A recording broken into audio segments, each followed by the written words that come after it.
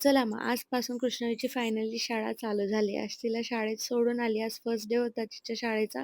म्हणून 1च तास होती शाळा. त्या 1 तासामध्ये मला स्वयंपाक करून घ्यायचा होता. म्हणून मी आज मठा-मुगाच्या वड्या करायचं ठरवलं होतं. सो त्यांना कोणी-कोणी ना असं करोडे पण म्हणतात. पण आमच्याकडे हे मठा-मुगाच्या वड्या असं म्हणतो. तर त्यांना छान फ्राय करून घेतलं होतं.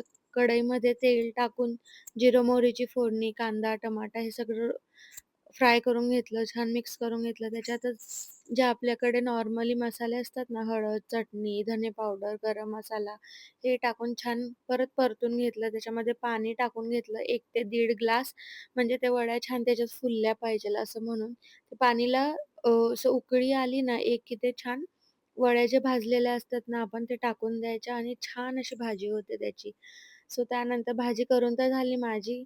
त्यामध्येच कृष्णाईचा टायमिंग झाला होता. मग तिला घ्यायला गेली. छान बिचारी वेट करत होती माझा, की मी कधी येणार. त्यानंतर मग काय जेवण वगैरे केलं. ती झोपली, कारण की सकाळी लवकर उठली होती शाळेत जायला आणि त्यानंतर संध्याकाळी मग मी तिला गार्डनला घेऊन गेली.